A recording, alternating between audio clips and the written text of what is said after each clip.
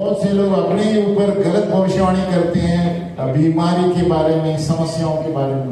Especially when you tell them to do some work, in a day in advance they will prophesy that I'm not feeling well, I cannot do this. I'm not feeling well, I don't have time. Before in advance only they will prophesy over their life. और जैसे हम कुछ कार्य देंगे तो पहले से बोलते हैं मुझे मेरी तबीयत बराबर नहीं है और पहले से खुद पर भविष्य करेंगे। You know, if you see Pastor Sandesh, Pastor Pablu, and Sister Vaishali, Brother Paulu, Sister Elona, any work you tell them to do, whether they have time, Brother Praveen, any work you tell them to do, they will do it whether their legs are paining, whether they are not feeling well, whether they don't have time. They will make the time and they will do the job. जैसे हम देखते हैं pastor संदेश, pastor Bablu, brother Praveen, कितने लोग leader हैं, लोना sister, हम कुछ बोलते हैं, भले पैर दुखते हैं, हाथ दुखते हैं, लेकिन काम करके आएंगे। आमीन। You will never get a no from any of them. और आप उनसे कभी ना नहीं बोलते हैं, तो करेंगे, किधर भी होंगे, किसी Okay, होंगे। understand one thing, this is God's kingdom we are working in. एक बात याद रखना, हम परमेश्वर के राज्य में काम कर रहे हैं। And we have to be ready to go and help others and bring them into God's kingdom. और हमें तैयार रहना चाहिए आगे जाने के लिए और सबको प्रभु के राज्य में लाने के लिए। So many times, many people, not only for God's work, for their own life, they will just prophesy negative. Oh, I'm not feeling well, my legs are paining, my hands are paining, I've got diabetes, I've got blood pressure, my back is paining, I don't have money. They'll prophesy all negative things over their life. और बहुत से लोग परमेश्वर के कार्य को तो छोड़ो, लेकिन अपने ऊपर ही बोलते रहे, अरे आज मुझे अच्छा नहीं, आज मेरे पैर दुख रहे हैं, आज मुझे डायबिटीज है, ये है, वो है, लेकिन इससे खुद पर वो नकारात्मक भविष्यवाणी करते हैं। Many will prophesy over their children. Oh, they are so stubborn, they never listen, they can't study. Many prophesy negative over their children. बहुत से लोग अपने बच्चों के ऊपर नकारात्मक बोलते हैं, अरे ये लोग पढ़ नहीं सकते, बुद्धू है, कुछ पता नहीं क्या होगा। So let's all stand. हम खड़े हो जाएंगे। And today sincerely repent, because the words that you speak have got power. और आज सचमुच हम पश्चाताप करेंगे, क्योंकि जो हम बोलते हैं ना, उसमें बहुत सामर्थ होता है। All of us, somewhere we fall in this area and we speak negative not only over our lives but also over the life of others. और इसमें हम सब लोग भागीदार हैं। हम कहीं ना कहीं दूसरों के जीवन में भी और हमारे जीवन में भी कुछ ना कुछ नकारात्मक, ये नहीं हो सकता, ये ऐसे करते हैं। So let us close our eyes हम हमारी आंखों को बंद करें and sincerely repent और ईमानदारी से हम पश्चाताप करें and sincerely ask the Lord to sanctify your tongue, और ईमानदारी से कहें, प्रभु मेरी जुबान को पवित्र कर दो, that I will speak things that are a blessing not only to myself but a blessing to others. कि मैं वही चीजें बोलूं प्रभु जो दूसरों के लिए आशीषित हो और मेरे खुद के लिए आशीषित हो।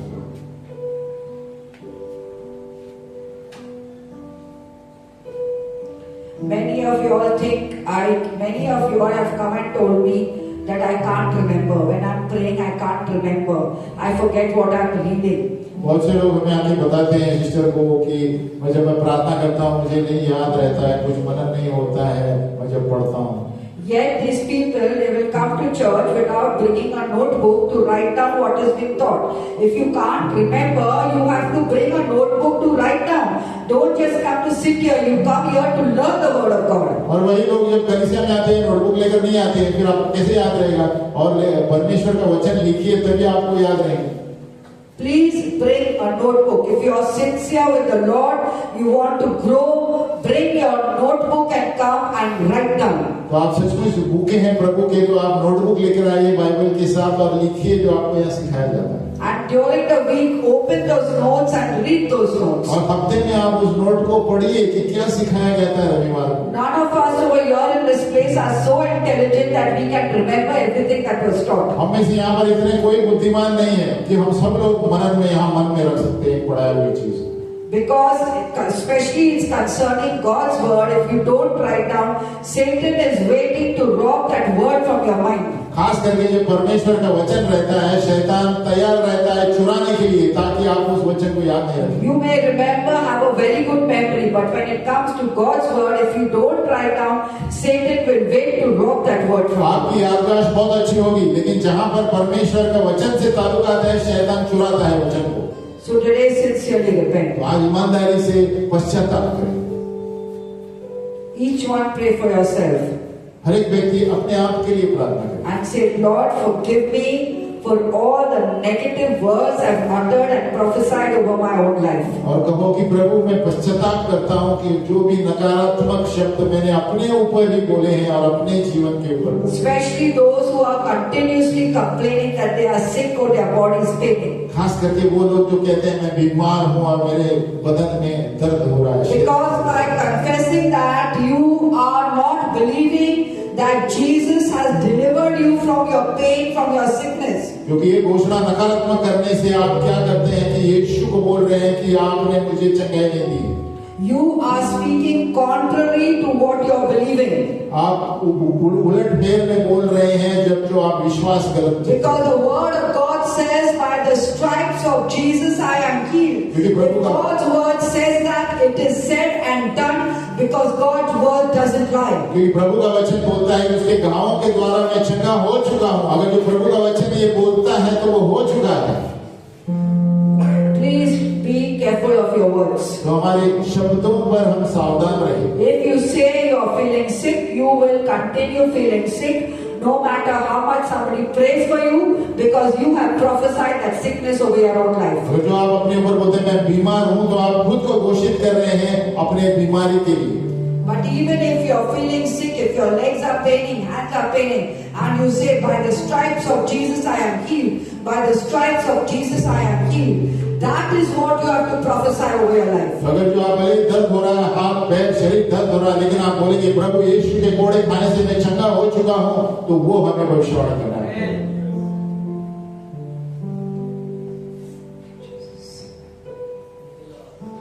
God has created you to be a blessing that you may bless others. परमेश्वर ने आपको एक आशीष के रूप में बनाया ताकि आप दूसरों को आशीषित कर पाए। Let's close our eyes and truly everybody repent for your own weaknesses, your own faults, especially what you have prophesied over your own life, your family members' life, over the lives of people around you. Repent. इस वक्त हम पश्चाताप करेंगे हमारे परिवार के ऊपर, हमारे ऊपर जो भी हम नकारात्मक बोलते हैं और उसकी वजह से हमारे ऊपर खुद तनाव की आत्मा, हर एक हम नकारात्मक चीजें बोले हुए पश्चाताप करें।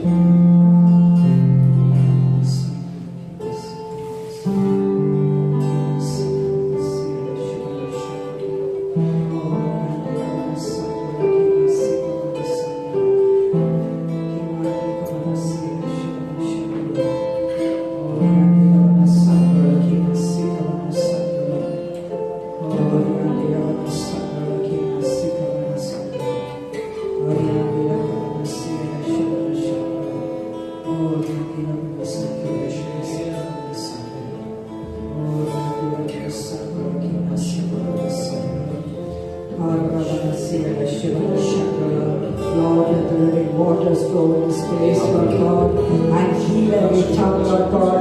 Lord, as we repent, Lord God, for the sin of our tongue, oh Lord God, Lord, we pray, Lord God, that the Spirit, living waters flow, Lord God, and wash our tongues, oh Lord God. Wash your tongues, wash your tongues with the blood of Jesus, wash your tongues with the living waters.